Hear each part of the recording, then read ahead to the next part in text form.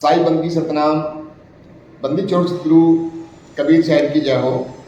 आज हम जानेंगे सतगुरु नितिन साहब जी से एक सत्संग के माध्यम से कि इंसान जितना मर्जी भी धन दौलत गाड़ी बंगले कोठी सभी कमाने में इतना व्यस्त है कि उसको ये भी सुध नहीं है कि हमारा जो जन्म हुआ था वो किस लिए हुआ था।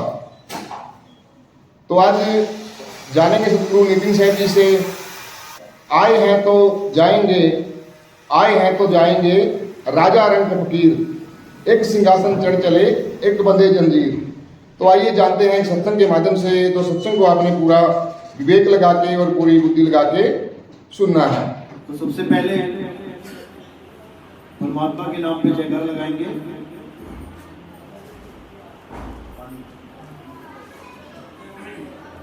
सबसे पहले मालिक के नाम पे जयकार लगाएंगे, उसके बाद सत्संग शुरू करेंगे। बोलिए परमपिता परमात्मा की सतगुरु बंदी छोड़ कबीर साहिब की, सभी संतों की, सभी भक्तों की, सत्संग कराने वालों की, इनके माता पिता की, इनके बाल गोपाल की, सकल हंस को बंदगी साहेब बंदगी सतगुरु नितिन साहेब की। तो आज परमात्मा की अपार कृपा है जो कानपुर में ये मूल ज्ञान का सत्संग आयोजित किया गया, क्योंकि बहुत बड़े भाग होते हैं उन जीवों के जो इस मूल ज्ञान को सुन पाते हैं, क्योंकि ये ज्ञान सुनना ही दुर्लभ है। ये बहुत बड़ी किस्मत हो तब मिलता है ये ज्ञान, सुनने के लिए मात्र। और उससे भी बड़ी किस्मत उनकी होती है जो इसको समझ जाते हैं, क्योंकि सुनने वाले तो लाखों मिल जाएंगे, लेकिन समझने वाला उन लाखों में कोई एक होगा। इसलिए बोला गया लाखन में कोई समझ न पई है, कोटि मध्य जानेंगे। और कहे कबीर सुनो भाई साधो, हमें बिरले हंस पहचानेंगे। 1 लाख बंदों को सत्संग सुनाया जाए, उनको पता ही लगेगा हुआ क्या बोल दिया महात्मा जी ने। 1 करोड़ में अगर ये सत्संग किया जाए तब कहते हैं बिरले हंस, 10, 12, 15, 20, 25 लोग, वो भी परमात्मा की अपार कृपा हो जाए तो। नहीं तो समझने के बाद भी ये ज्ञान समझ में नहीं आता। ये ऐसा अटपटा ज्ञान है। अटपटा ज्ञान क्यों है? क्योंकि अटपट ज्ञान कबीर का झटपट लखा ना जाए, और जो इसको झटपट लखे तो सब खटपट मिट जाए। अटपटा इसलिए है ये क्योंकि तुम्हें इस ज्ञान के अलावा जितना भी अज्ञान सुना दिया गया है आज तक, तुमने उस पर विश्वास कर लिया है, अटूट विश्वास। अब जब तुमने अज्ञान पे ही विश्वास कर लिया, तुम्हें ज्ञान हजम कैसे हो? जहां तुम्हें ज्ञान की कोई बात बताए, अज्ञान को त्यागने की बात बताए, वहां तुम्हारी हालत खराब हो जाती है कि अरे भाई ये क्या हुआ। यानी जितना भी तुम अज्ञान आज तक लेके बैठे हो, अगर ज्ञान की एक रोशनी आ जाए तो सारे अज्ञान का नाश कर देवे। लेकिन जैसे अंधेरे में बैठे आदमी को अंधेरे से प्यार हो जाता है, अब उसकी आंखों में हल्की सी टॉर्च मार दो तुम, तो ऐसा बिलबिलाएगा, इतना गुस्सा हो जाएगा, क्या है रे मेरी आंखों में क्यों मुझे परेशान कर रहा है। जबकि तुम उसको अंधेरे से बाहर लाना चाहते हो, तुम चाहते हो कि वो ज्ञान में आ जाए, लेकिन वो ज्ञान ही उसे जहर लगने लग जाता है। बस यही दुविधा है। कोई भी गुरु है, आप किसी की भी शरण में हो, आप भूल जाओ कि आपका कोई गुरु है। अब सुनो ज्ञान, अब तुम्हें समझ में आएगा कि मैं उस गुरु के पास गया क्यों था। क्योंकि अगर तुम सत्य के अलावा किसी और लक्ष्य को प्राप्त करने के लिए गुरु के पास गए तो तुम्हारा कुछ बनने वाला नहीं। सत्य ही गुरु है, सत्य ही गुरु है। अब जितने भी गुरु बैठे हैं ये कुछ ना कुछ तो तुम्हें दे रहे हैं। ऐसा इस दुनिया में कोई गुरु है ही नहीं जो तुम्हें कुछ ना दे रहा हो। तो क्या सारे पूजनीय हैं? पूजनीय हैं। इसीलिए साहिब ने बोला, गुरु मेरे सब ही बड़े, अपनी अपनी ठौर। अब ये किनके लिए बोला? जो कहते हैं अरे गुरु होना चाहिए, मुक्ति मिल जाएगी चाहे कैसा ही हो, उनके लिए बोला कि समझाया उन्हें कि हर गुरु का एक ठौर होता है। पहली वाला गुरु कुछ और पढ़ाता है, दूसरी वाला कुछ और पढ़ाता है, 5वीं 8वीं 10वीं 12वीं वाले कुछ और पढ़ाते हैं। 12वीं के बाद आप MBBS में दाखिला ले सकते हो तो वो आपको बिल्कुल अलग ज्ञान बताएगा। लेकिन हम कहें नहीं, सारे गुरु डॉक्टर बना सकते हैं। पहली वाला गुरु भी डॉक्टर बना देगा, दूसरी वाला भी डॉक्टर बना देगा, 5वीं वाला भी डॉक्टर बना देगा, 10वीं वाला भी। तो तुमसे बड़ा मूर्ख कोई नहीं इस दुनिया में। इसीलिए कबीर साहब बार बार बताते हैं कि गुरु गुरु में भेद है, गुरु गुरु में भाव। सोई गुरु नित बंदिए, जो शब्द बतावे दाओ। दाओ क्यों बोला? कोई पहलवानी लगी है क्या? यहाँ पे कोई पहलवानी खेलनी है क्या? गुरु से ज्ञान लिया जाता है, दाव कैसे? दाव कौन सा ले? लेकिन सच यही है कि पहलवानी ही है यहाँ पे। तुम्हारा दंगल होगा, किसके साथ होगा? काल भगवान के साथ होगा।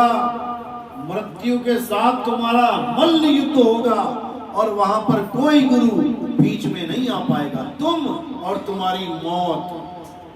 अब देखते हैं क्या करते हो। बड़े बड़े धुरंधर घुटनों पे आ जाते हैं मौत का विकराल रूप देख के। अब वहां पर कौन सा गुरु बचाएगा? शब्द गुरु।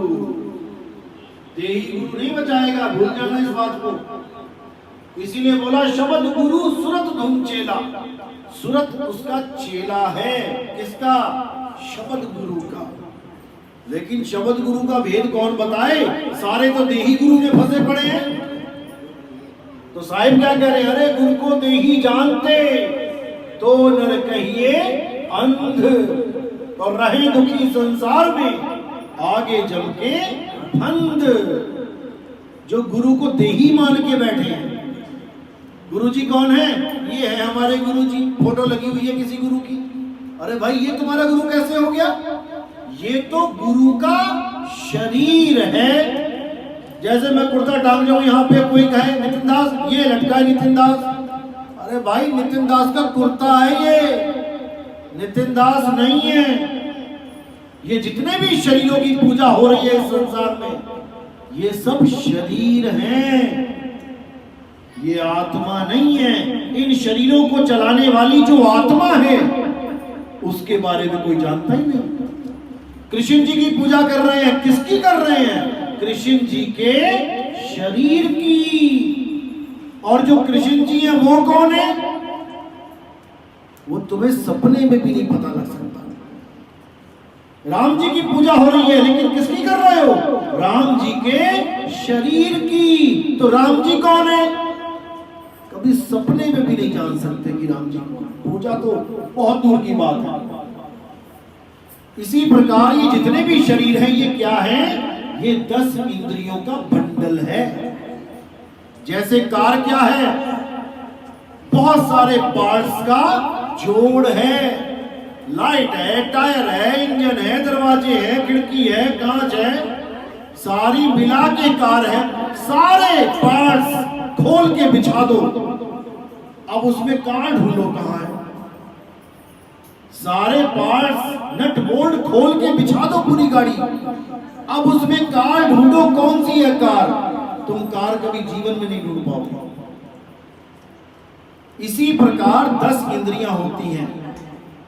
5 कर्म इंद्रियां, 5 ज्ञान इंद्रियां। जिनसे हमें ज्ञान होता है वो ज्ञान इंद्रियां, और जिनसे हम कर्म करते हैं वो कर्म इंद्रियां। अब 10 इंद्रियां अलग अलग खूंटी पे टांग दो। कौन कौन सी इंद्रियां होती हैं? 5 कर्म इंद्रियां। कौन कौन सी? हाथ करते हैं, पैर, मुख बोल के कर्म करते हैं, लिंग, गुदा, ये 5 कर्म इंद्रियां, 5 ज्ञान इंद्रियां कौन सी हैं? आंख, जिससे हमें ज्ञान होता है, ये मामा बैठा है, ये चाचा बैठा है, कैसे? देख के ज्ञान हुआ, ये लाल है, ये काला है, कैसे? देख के ज्ञान हुआ। कान, ये बिल्ली म्याऊं म्याऊं कर रही है कि कुत्ता भौंक रहा है, हमारा गेट बजा या पड़ोसी का बजा, इससे पता लगता है, ये इंद्री है। उसके बाद जीभ, खट्टा है, मीठा है, कड़वा है, चटपटा है, जीभ एक इंद्री है। उसके बाद नाक, बदबू आ रही है, खुशबू आ रही है, ये नाक से पता लगता है। और त्वचा, हाथ लगा के देखते हैं ना दूध कितना गर्म है, हाथ ही तो लगाया, पता कैसे लग गया दूध कितना गर्म है? क्योंकि इंद्री से ब्रेन को सीधे मैसेज जाता है न्यूरॉन्स के थ्रू कि इतना गर्म है, हाथ पीछे करने की जरूरत नहीं है। और जब ज्यादा गर्म हो एकदम बैक मारता है, कैसे पता लगा? त्वचा से, इंद्रियों से। और इंजेक्शन लगा दो ज़ाइलोकेन का, सुन्न हो गया, अब तुम उसको शोले पकड़ा दो, डॉक्टर दांत निकाल देता है 2 इंजेक्शन लगा के। समझ रहे हो बात को? अब इन 10 इंद्रियों को 10 खूंटियों पे लटका दो। आंख लटका दी, कान लटका दी, नाक लटका दी, जीभ लटका दी, मुंह लटका दिया, हाथ पैर लटका दिए, 10 इंद्रियां लटकी पड़ी हैं। अब बताओ ये किसका भगवान है? किसकी पूजा करोगे?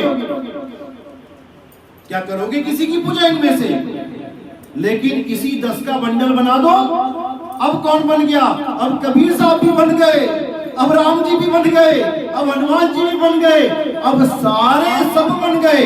अब तुम उसकी पूजा कर रहे हो। अब किसकी करी?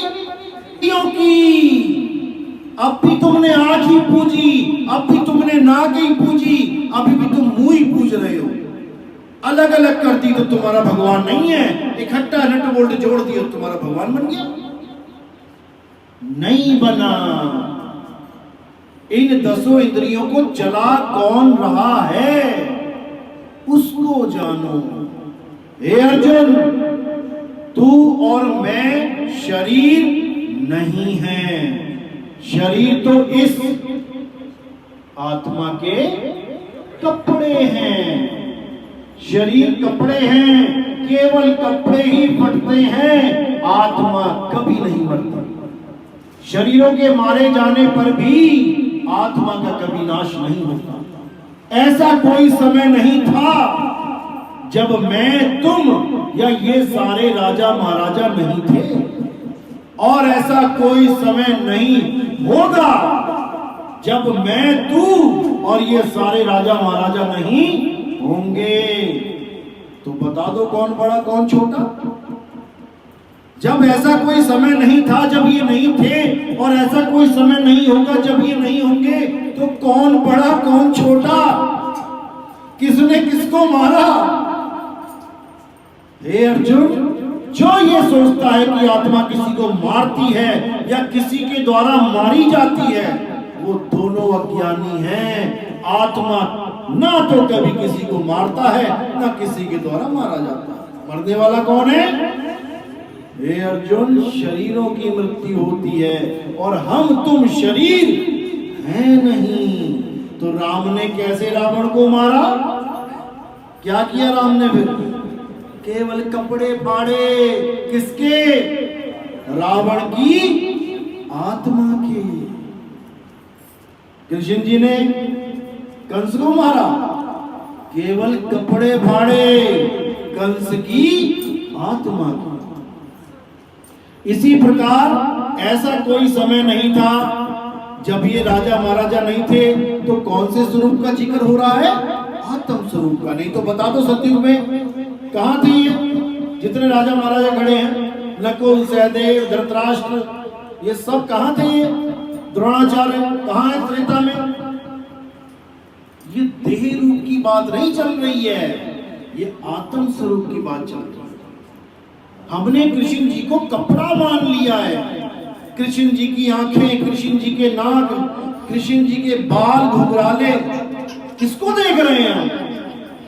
कपड़ों को। लेकिन कृष्ण जी क्या हैं? कृष्ण जी कौन हैं? ये हमें सपने में भी नहीं पता लग सकता। जैसे कबीर साहब ने बोला है, गुरु पशु वेद पशु नारी पुरुष विचार, तेनर नरक को जाएंगे जब लग ससी दिलकार। यानी जो वेद पशु गुरु पशु जो सोचते हैं किताबें पढ़ के मुक्ति हो जाएगी, वो है वेद पशु, जिसको बोला पोथी पढ़ पढ़ जग मुआ और भयो न पंडित हुए, एक आखर पीव का पढ़े सो पंडित हुए। तो एक तो हो गया वेद पशु, एक गुरु पशु। गुरु पशु कौन है?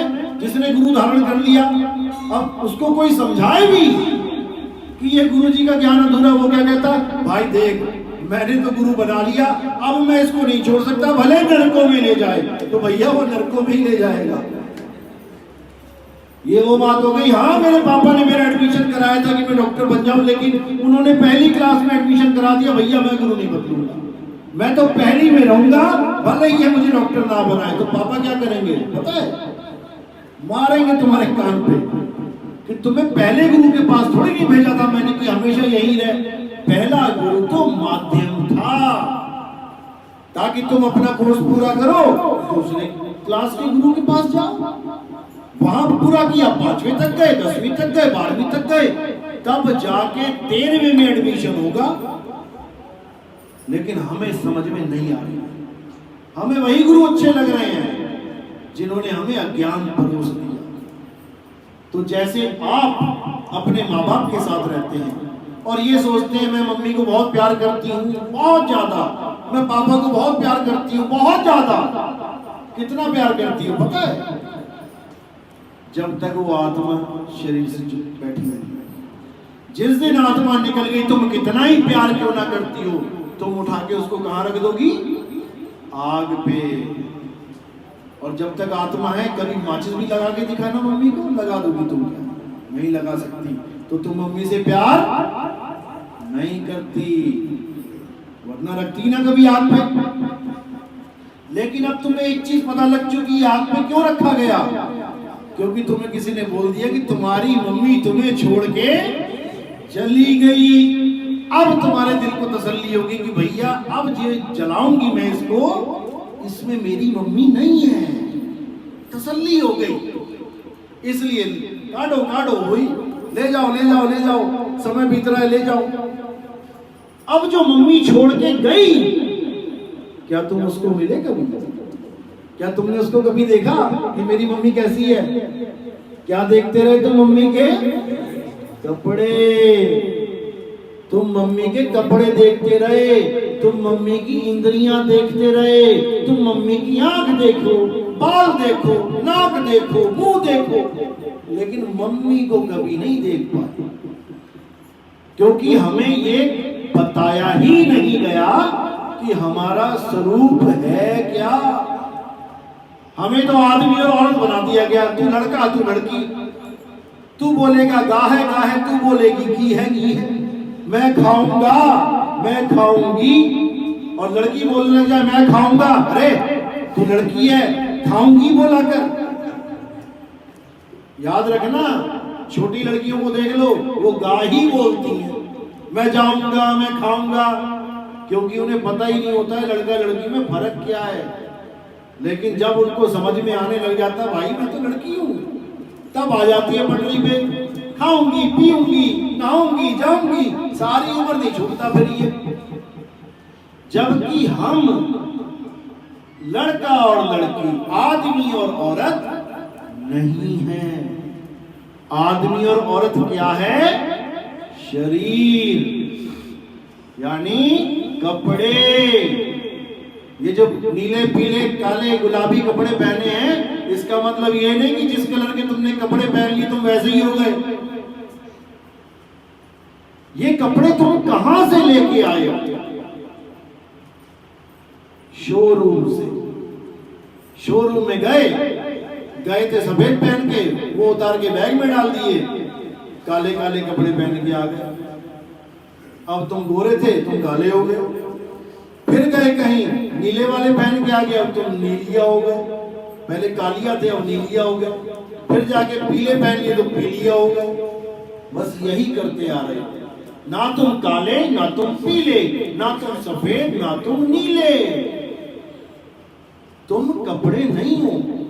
अब ये तो हो गया शोरूम जहां से कपड़े लेके आए। अब ये वाले कपड़े कहां मिले तुम्हें, ये मूछों वाले ये कहां मिले? मां के गर्भ में। किसी ने लड़की के कपड़े पहन लिए, किसी ने लड़के के पहन लिए। अब करवा रहे अल्ट्रासाउंड, देखो जरा देखो कौन से कपड़े पहन के आ रहा है मेरा बच्चा। लड़की के, अरे भैया नहीं चाहिए, लड़के के आने दो। केवल कपड़ों की वजह से हमने उसको जीव को लड़का लड़की बना दिया। यानी कि करंट और प्लग, प्लग होते हैं दो प्रकार के, मेल प्लग फीमेल प्लग। आप कभी लेने जाओ, मेल और फीमेल होती है, जिसमें वो डंडी सी बाहर होती है लोहे की, वो मेल होता है, और जिसमें डाली जाती है वो फीमेल होता है। अब मेल और फीमेल क्या है? प्लग। अब जो उसमें फ्लो होगा वो क्या है? करंट। तो करंट कभी मेल या करंट कभी फीमेल होता है? नहीं होता है। इसी प्रकार जीवात्मा जीवात्मा होती है, वो आदमी और औरत नहीं होती। ईश्वर जीव अविनाशी, अविनाशी है आत्मा। आदमी और औरत अविनाशी है क्या? नहीं है। तो आप आदमी नहीं हो, आप औरत नहीं हो, आप क्या हो? आप आत्मा हो। तो फिर राम जी कौन है? आदमी औरत? लगाओ जोर दिमाग पे, बुद्धि पे। राम जी क्या है? आदमी या औरत? आत्मा। यानी कि आदमी और औरत नहीं है। तो किसकी पूजा कर रहे थे आज तक? आदमी की। कृष्ण जी क्या है? आदमी या औरत? आत्मा है। राधा क्या है? औरत है क्या? मीराबाई क्या औरत है क्या? कबीर साहब रविदास जी आदमी है क्या? ये तुम्हारी गलत फहमी है। अब जिसको जानना था आत्मा को, उसको जाना नहीं, और जिसको त्यागना था शरीरों को, उसको पूजने लग गए। हे अर्जुन, मुझे ठीक से ना जानने के कारण लोग मुझे इंसान जैसा समझते हैं। गीता में लिखा हुआ है, मुझे ठीक से ना जानने के कारण। अब नितिन दास सामने बैठा है तुम्हारे, देख रहे हो ना? अब ठीक से देखो जरा, ठीक से देखो। क्या देखोगे? ठीक से का मतलब होता है गुरु की दिव्य दृष्टि के द्वारा देखो कि मैं क्या हूं। तुमने क्या शरीर समझ लिया मुझे? ये आंखें मेरी घूम रही है, मैं नहीं घूम रहा हूं। शरीर एक गाड़ी है, कार है। ये कार की हेडलाइट है, ये हॉर्न है, ये टायर है, ये स्टीयरिंग भी इसी में फिट है। तुम कार चला रहे हो, 200 की स्पीड से भाग रही है, तुम देख रहे हो कार भाग रही है, तुम कह रहे हो जीवित है, चल रही है। चला कौन रहा है? ड्राइवर। जहां पहुंचने का पहुंच गया, चाबी निकाली, बाहर आ गया। अब तुम क्या कह रहे हो? कार तो रुक गई, ये तो चल ही रही है, ये मर गई। भाई वो पहले से मरी हुई थी, केवल ड्राइवर बैठा था इसलिए 200 की स्पीड से दौड़ रही थी। अब वही कार क्या है? ये है। तुम दौड़ रहे हो, भाग रहे हो, खा रहे हो, पी रहे हो, मेरा बेटा जिंदा है, मेरी माँ जिंदा है, मेरा पापा जिंदा है। और जैसी समय पूरा हुआ, चाबी निकाल के पापा जी निकल गए, मेरे पापा मर गए। अरे वो कार थी पापा की, पापा नहीं मर गए। पापा तो छोड़ के कार को चले गए। तो कोई चला जाए कहीं पे तो उसको मरना कहते हैं क्या? अभी तुम लोग दरवाजे लगा के आए हो, ताला लगा के, कोई कहे अरे ताला लगा, ये तो मर गया। भैया मर नहीं गया, सत्संग में गया है, थोड़े दिनों बाद वापस आ जाएगा। तो जाने को मरना कब से कहने लगे? तुम्हारे पिताजी मर गए, तुम्हारे पिताजी मर गए। भैया पिताजी मर गए तो स्वर्ग में वास कौन कर रहा है? ये क्यों लिखवा रखा है कि मेरे पिताजी का स्वर्गवास हो गया? जब मर ही गए तो स्वर्ग में कौन बैठा है जाके? इसी को भरम को तोड़ते हुए कबीर साहब ने क्या बोला, अरे पानी में कौन में कौन, और मैं तो से पूछूं पंडिता इनमें मरा कौन मरा, और किसका क्रियाक्रम कर रहे हो। इस पिंजड़े में तोता बैठा है, ये काया एक पिंजड़ा है, इसमें जीवात्मा रूपी तोता बैठा है, सारी उम्र तोता मिट्ठू मिट्ठू मिट्ठू कर रहा है, और तुम कह रहे हो तोता जो मिट्ठू मिट्ठू कर रहा है, तुम कह रहे हो कि पिंजड़ा जीवित है, क्योंकि पिंजड़े में तोता है, तोता दिखाई नहीं दे रहा है, ऐसा लग रहा है कि पिंजड़ा बोल रहा है। ये शरीर क्या है, पिंजड़ा, 5 तत्व का पिंजड़ा।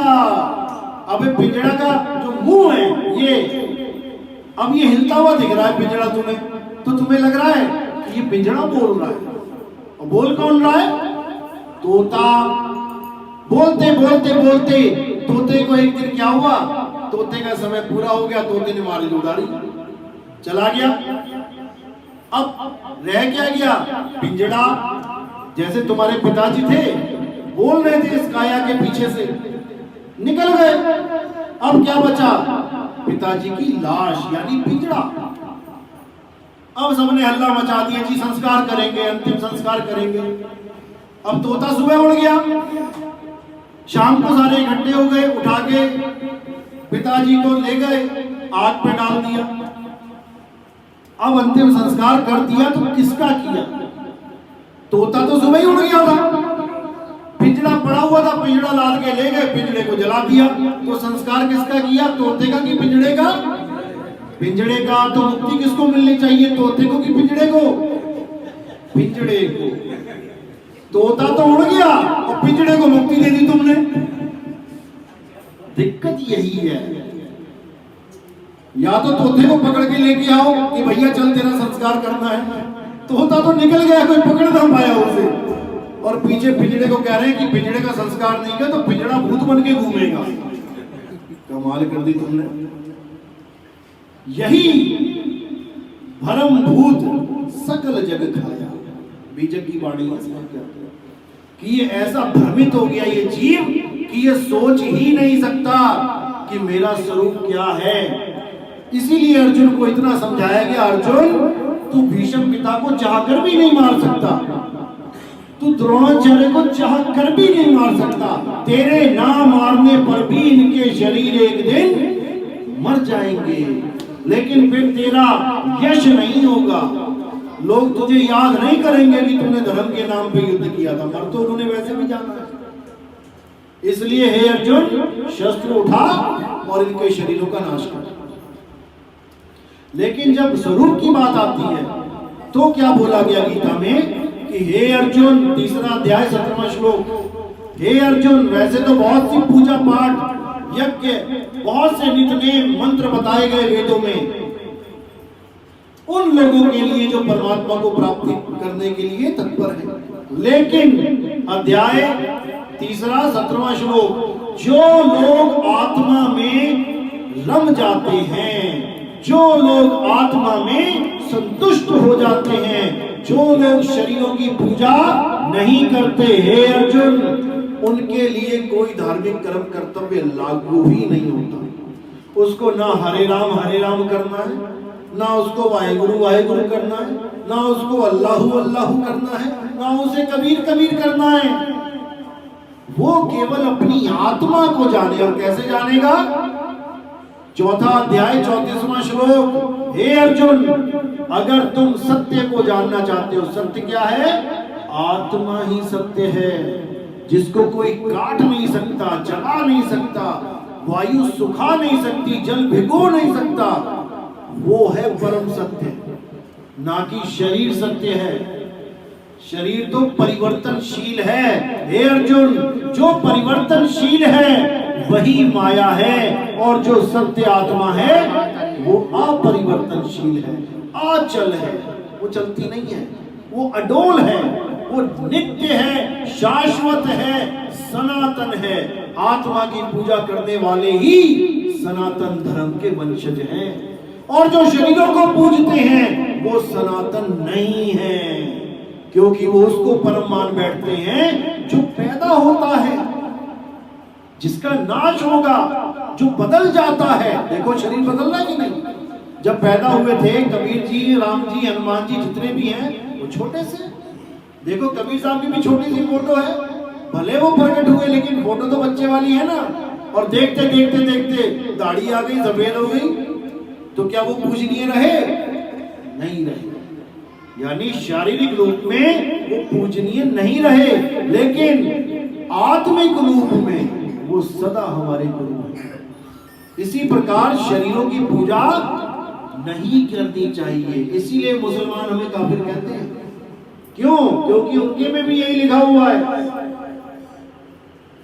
कि जो शरीरों की पूजा करता है वो काफिर है, अज्ञानी है। यही हमारी गीता में लिखा है। हे अर्जुन, 7वां अध्याय पढ़ो। जो अल्प बुद्धि वाले जीव हैं, जिनकी बुद्धि कम है, वो देवताओं की शरण में जाते हैं, देवताओं की पूजा करते हैं। मैं उन मूर्खों के लिए कभी प्रकट नहीं होता। क्यों?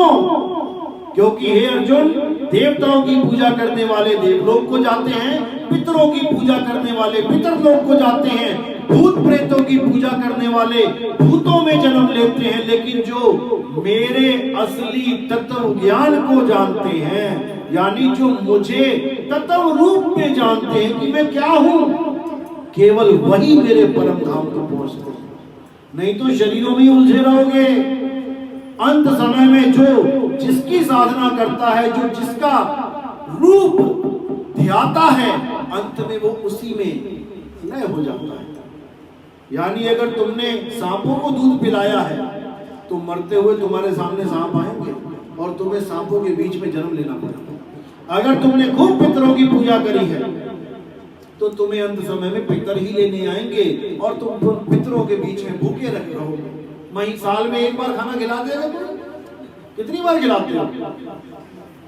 एक बार खिलाते हो ना। और जब पिताजी जिंदा थे एक बार खाते थे साल में। तो फिर यानी 11 महीने, और महीने में भी एक बार देते ना भोजन। एक महीना चलेगा, मैंने तो कभी दिया नहीं आज तक। एक बार, यानी साल में एक बार, 365 दिन में एक बार खाना खिला दिया और 364 दिन पूछा भी नहीं कि भूख लगी कि नहीं लगी। बताओ, ये सेवा कर रहे हो पितर की, कहीं आ जाए ना सच में सबसे पहले तुम्हें मारे कि तुझे 3-3 टाइम खाना खिलाया मैंने, तू मुझे साल में एक समय पूछ रहा है, अरे 3 टाइम ही खिला देता। लेकिन नहीं समझ में आ रहा है। असल में किसी पितर के पास कोई भोजन नहीं पहुंचता। क्यों नहीं पहुंचता? क्योंकि तुम भी किसी के पितर हो। तुम भी कहीं मर के आए हो, 10 बार मर लिए तुम किसी के अलग अलग घरों में। अब तुम्हारी भी फोटो बल जाएगी, वहां पे 10 पीढ़ियां गुजर गई, अब तुम भी उसी के पितर हो। अब वो खूब खिला रहा है। आया है तुमने कुछ खाया ना और मुंह में एकदम खीर का स्वाद आ गया, मीठा मीठा, और पेट भी भर गया।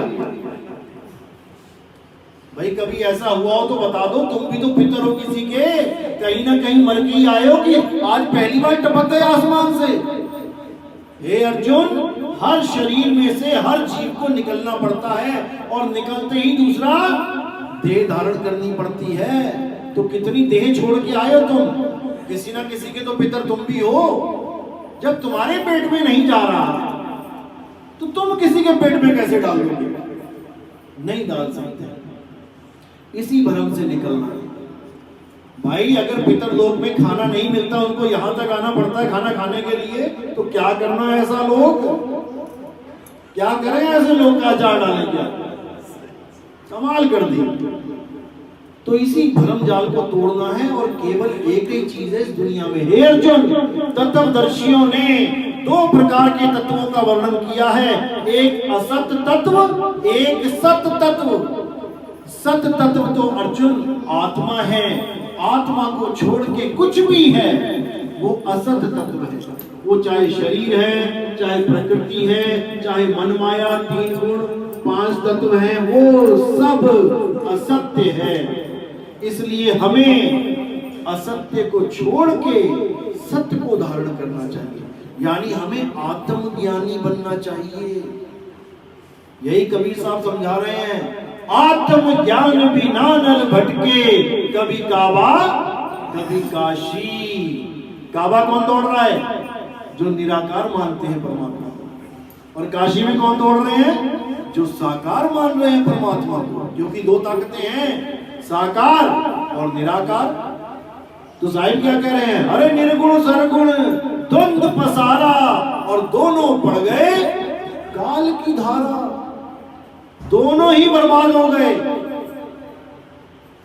तो दादू जी क्या बोले? कोई निर्गुण में रीझ रहा और कोई सरगुण ठहराए, अरे अटपट चाल कबीर की मुंह से कहीं ना जाए। मैं क्या बताऊं उनकी महिमा, ना सरगुण ना निर्गुण, साकार कहो तो है नहीं और निराकार भी नहीं। सरगुण निर्गुण दोनों से न्यारा, जानेगा कोई जान न हारा। साकार है निर्गुण, साकार है सरगुण। ये जो काया है साकार है, और निर्गुण क्या है? ये सामने निर्गुण दिखाई दे रहा है, क्या? आकाश तत्व, इसी से सब कुछ हो रहा है ब्रह्म, इसी में लीन होते हैं सारे ब्रह्मलीन, यानी पानी और बर्फ। अब पानी को बर्फ बोलो या बर्फ को पानी बोलो, एक ही बात है। यानी तुम साकार बोलो चाहे निराकार बोलो, एक ही बात है। अब इन निराकार और साकार को चला कौन रहा है? किसकी वजह से ये निराकार और साकार खड़े हैं? उसको जानो, वो है आत्म ज्ञान, ब्रह्म ज्ञान नहीं। लोग ब्रह्म ज्ञान को परमात्मा का ज्ञान मान के बैठ गए। 3 प्रकार के ज्ञान हैं, वैसे तो 4 प्रकार के होते हैं। माया का भी ज्ञान है, क्योंकि माया भी ज्ञान बहुत है दुनिया में। अगरबत्ती लगाओ, धूप लगाओ, यही सत्य है। हाँ ठीक है, हमारे यहाँ भी अगरबत्ती जलती है, लेकिन महिमा किसकी है? आत्मा। आत्मा के लिए अगरबत्ती लगा रहे हो, बहुत अच्छी बात है, उसको चाहिए नहीं, तुम्हारे भाव है, कोई बात नहीं। तुम शरीर के लिए अगरबत्ती लगा रहे हो तो तुम अज्ञान में फंस गए भाई। तो इसी को बोला कि निर्गुण सरगुण द्वंद पसारा, दोनों झगड़ा कर रहे हैं आपस में। आज हिंदू मुसलमान क्यों लड़ रहे हैं? दोनों को पता है कि हम अपने अपने भगवानों की पूजा कर रहे हैं, लेकिन साबित करने में लगे हैं मुसलमान कि वो निराकार है, और हिंदू साबित करने में लग रहा है कि वो साकार है। झगड़ा यही है। अगर हम इन दोनों को समझ के और दोनों से न्यारे हो जाएं, उस आत्म स्वरूप में आ जाएं, तो मुसलमान भी हमारा भाई है, हिंदू भी हमारा भाई है, आत्मिक भाई है। क्या मुसलमानों में आत्मा नहीं होती? क्या उन पे गीता का ज्ञान लागू नहीं होता? सब पे होता है। ऐसा कोई जीव नहीं है इस दुनिया में जो आत्मा नहीं हो सकता। सब आत्मा में लीन हो सकते हैं। कौन होगा? जीव ही होगा। इसीलिए बोला बहुबंधन में बांधिया एक बेचारा जीव, और केवल छूटे आपने जो न छुड़ाए पीव। जब तक वो आत्म ज्ञान को प्राप्त नहीं हुआ, वो छूट नहीं सकता। इसीलिए बार बार कबीर साहब यही समझाते हैं कि माया का ज्ञान सबसे नीचे लेवल का ज्ञान होता है, होता वो ज्ञान ही है। यानी जैसे आप स्कूल में जाते हो, क्रच में जाते हो, बच्चों को ABCD सिखाई जाती है वो ज्ञान ही, लेकिन बहुत लो लेवल का। इसी प्रकार माया के ज्ञान में क्या आता है? जितनी भी ये धूप अगरबत्तियां, पूजा पाठ, नित्यनेम, मूर्ति पूजा, मंदिर पूजा, तीर्थ पूजा, ये सब माया का ज्ञान है। जड़ माया जो दिखाई देती है आंखों से। मंदिर दिखाई देता है, लेकिन कुछ साल पहले वो मंदिर नहीं था वहां पे, तुमने बना दिया। थोड़े दिनों में फिर देखोगे पुराने पुराने मंदिर ढह जाते हैं, तुमने बनाया, गिर गया। यानी जड़ माया की पूजा करी, पत्थरों की पूजा करी। फैक्ट्री से पत्थर बन के निकला, जिसने बनाया एक आम आदमी, बढ़िया से बना के चित्रकारी करके। देखो सड़कों के किनारे 50-50 मूर्तियां लगी हैं गणेश जी की। जब गणेश चतुर्थी आती है, देखो कितनी मूर्तियां लगी हैं गणेश जी की, लेकिन तुम्हारे अंदर भाव नहीं आता कि मैं जाके माथा टेकूं 50 रुपए का, 100 रुपए का। नहीं तो टेक के दिखा देना भाई, वो भी तो मूर्तियां हैं। माता की मूर्तियां देखो, 100 मूर्तियां बना के मूर्तिकार रख देता है कि आएगा ग्राहक बेचूंगा। क्या तुम वहां पर 500 के नोट रख सकते हो? उन मूर्तियों के आगे नहीं रख सकते। लेकिन उस मंदिर में जाके रख दोगे जहां तुम्हारा भाव जुड़ा है। यानी कि जब तक वो मंदिर के बाहर थी तब मेरा भाव नहीं था, तब वो माता भी नहीं थी। फिर तो मैंने देख दाख के रेट पूछ के निकल गया, माता का क्या रेट है, और जब वो मंदिर में आ गई, अब मैं बड़का ज्ञानी बन गया, बड़का भगत बन गया, अब 500 छोड़ 2000 के फोटो भी की साथ में। यही अज्ञान है। वो माता ना तो बाहर माता थी और ना अंदर आके माता बन गई। माता कौन है? जग जननी कौन है? जो सारे जगत को पैदा करती है। क्या मूर्ति पैदा करती है लोगों को? कौन पैदा करता है? ये भाई, इसी को नारी शक्ति बोला जाता है। अगर ये सारे अपने ऑपरेशन करवा लें, फिर देखते हैं कौन सी जग जननी एक बच्चा पैदा करके दिखाए। यही जग जननी है, लेकिन हमें समझ नहीं आ रहा। हमें तो मंदिर वाली चाहिए, बोले ना डोले। ये वाली तो गाली भी दे देगी, डांटेगी भी, ये अच्छी नहीं है, मेरी माँ अच्छी नहीं है, डांटती बहुत है। वो मंदिर वाली ठीक है, कुछ नहीं बोलती, जो मर्जी करते रहो। तो भैया ऐसे बातें बने। ना तो माता कोई शरीर है, ना राम कृष्ण जी कोई शरीर है, ना हम और तुम कोई शरीर है। सबने मिट्टी है ये, सबने मिट्टी को धारण कर लिया, मिट्टी को पहन लिया। जैसे हम कपड़ा पहनते हैं नायलॉन का, टेरिकॉट का, इसका उसका, यहाँ पे मिट्टी पहन ली है। अब कह रहे तू भी मिट्टी, मैं भी मिट्टी, मैं गोरी मिट्टी, तू काली मिट्टी। लगे रहे इसी चक्कर में, सब अलग अलग। लेकिन जब आत्म दृष्टि में आओ तो सब एक हैं, और सब में वो आत्मदेव बैठा हुआ। घट घट मेरा साइया, सुनी सेज न कोई, और बलिहारी व घट की, जिस घट पर घट होए। ये करंट जो है ना, करंट, ये इस पंखे को चला रहा है। देखो कितना अच्छा लग रहा है पंखा चलने में, हवा आ रही है ना। और गर्मियों में जब करंट चला जाता है तो 20 लाख का पंखा लगाओ तो गालियां निकलेंगी इसके लिए। क्या फायदा है? सिर पे लगा है पर कुछ कर नहीं रहा है, चल नहीं रहा है, क्योंकि इसकी कोई कीमत नहीं है करंट के बिना। इसी प्रकार कोई कितना ही सुंदर क्यों ना हो, भले वो बड़े बड़े एक्टर ही क्यों ना हो, उनकी कीमत है करंट की वजह से, आत्मा की वजह से। जिसकी वजह से तुम्हारा शरीर बिक रहा है मार्केट में, तुम्हें करोड़ों रुपए मिल रहे हैं, उस आत्मा का तुम्हें ज्ञान नहीं है। और इस मिट्टी को संभाल के बैठे हो, जो तुम्हारे देखती देखती देखते देखते झुर्रियां पड़ जाएंगी, आंखें लटक जाएंगी, कानों से सुनना कम हो जाएगा, हाथ पैर की ताकत कम हो जाएगी। उसको तुम खूब लक्ष्य से नहा के साफ कर करके रख रहे हो बेड पे, लग जाएगा पता कुछ और सालों में। इसलिए आत्मा को जाना हमारे ग्रंथों का सार है, आत्म ज्ञान, ना कि देही ज्ञान। इसलिए साहिब ने बोला, देही ज्ञान सब जगत बखाने, विदेही ज्ञान कोई ना जाने। विदेही यानी आत्म ज्ञान, आत्मा का ज्ञान प्राप्त। तो आज का सत्संग अभी समाप्त तो नहीं करेंगे। किसी का कोई सवाल हो, वैसे तो देखते हैं इंटेलिजेंट कितने बंदे यहाँ पे, किस किस को मेरी बात समझ में आई वो हाथ खड़े करो। किस किस को मेरी बात समझ में आई वो हाथ, केवल वही हाथ खड़े करना। वो ना हो कि 20 लोगों के साथ जिसको नहीं भी आता सवाल वो भी क्या देता चल कर देते हैं, कौन पूछ रहा है। अब जिसको बिल्कुल भी समझ में नहीं आई वो हाथ खड़े करो।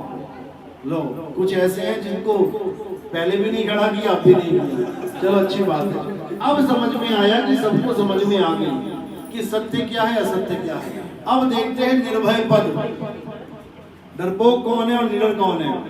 अब शरीरों की पूजा कौन नहीं करेगा? सोच लो, राम जी शंकर जी गुस्सा हो जाएंगे, पता लगा कहे नितिन दास ये तुमने क्या किया। अभी कौन शरीरों की पूजा करने में रुचि रखता है, असत्य की पूजा करने में ये रखती है। बिल्कुल शरेआम बोल रही है कि मैं रखती हूँ, अच्छी बात है। इसके लिए क्या बोला गया गीता में ये भी समझ लो। हे अर्जुन, आत्म ज्ञान एक ऐसा ज्ञान है जिसको सुनने के बाद भी कोई समझ नहीं सकता जल्दी, लेकिन उन लोगों को भी हमें उन रीति रिवाजों में ही रहने देना चाहिए जो वो भगवान की प्राप्ति के लिए पहले कर रहे थे, यानी अपने मन के आचरण को जग जाहिर कर रहे थे। जैसे वो पूजा करना चाहते थे उनको वैसे ही करते रहने देना चाहिए। क्यों? हालांकि ये भी बोला कि देवताओं की पूजा करने वाले मंद बुद्धि लोग हैं, लेकिन ये भी बोला कि मैं ही उन लोगों की श्रद्धा और मजबूत कर देता हूं जो देवी देवताओं को पूजना चाहते हैं। क्यों? क्योंकि 100 गुना अच्छा है कि कहीं बाहर जाके निंदा चुगली करे, कोई दारू मीट मांस मच्छी खाए, उससे लाख गुना अच्छा है कि भोले शंकर की पूजा करे, राम जी की पूजा करे, हनुमान जी की पूजा करे, देवताओं की पूजा करे, क्योंकि लक्ष्य तो आपका भी परमात्मा ही है। लेकिन केवल सही तरीके से पूजा ना करने के कारण आप वो चीजें कर रहे हो जो आप कर रहे हो। अगर कोई गुरु धारण कर लोगे तो आपकी त्रुटिपूर्ण भक्ति को सही करके आपको दे दिया जाएगा। जैसे आप चाय बनाना चाहते हैं तो आपने क्या किया, आपने तेल लिया, तेल में चाय पत्ती डाली, खूब सेकी, बढ़िया करके उबाली, उसके बाद दूध डाल दिया, चीनी डाल दी, बन गई चाय। बनाना तो आप चाहते चाय ही थी, लेकिन आपने कोई गुरु धारण ही नहीं किया तो आपने ऐसी चाय बना दी। अब इसी को बंदा ठीक कर देगा, इसी को कहते हैं गुरु जी से ज्ञान लिया। यानी जो मैं पहले कर रहा था भगवान को पाने के लिए, उसको मैंने मनमाने आचरण को त्याग दिया। क्योंकि गीता में लिखा है जो लोग मनमाना आचरण करते हैं और बिना शास्त्रों के, यानी शास्त्रों में जो लिखा है उसको नहीं मानते, उन लोगों को कभी मुक्ति नहीं मिलती। वो लोग ऐसे ही जन्मों जन्मों तक भटकते रहते हैं, लेकिन कभी ना कभी मालिक की दया होती है और उनके बंद कपाट खुल जाते हैं और वो मेरे कहे ज्ञान को, जो मैंने गीता में बोला है, वो समझने लग जाते हैं। क्योंकि कृष्ण जी उन लोगों को बिल्कुल पसंद नहीं करते जो उनकी बात को तो ना माने लेकिन कृष्ण जी को माने। फिर समझ लो, यानी एक पिता है जिसका पुत्र ये तो मानता है कि तू मेरा बाप है, लेकिन उस बाप की कहीं एक बात नहीं मानता, तो वो बाप क्या करता है, पड़ोसी के पास जाके, यार कैसा बेटा पैदा हो गया, इससे अच्छा तो होता ही ना।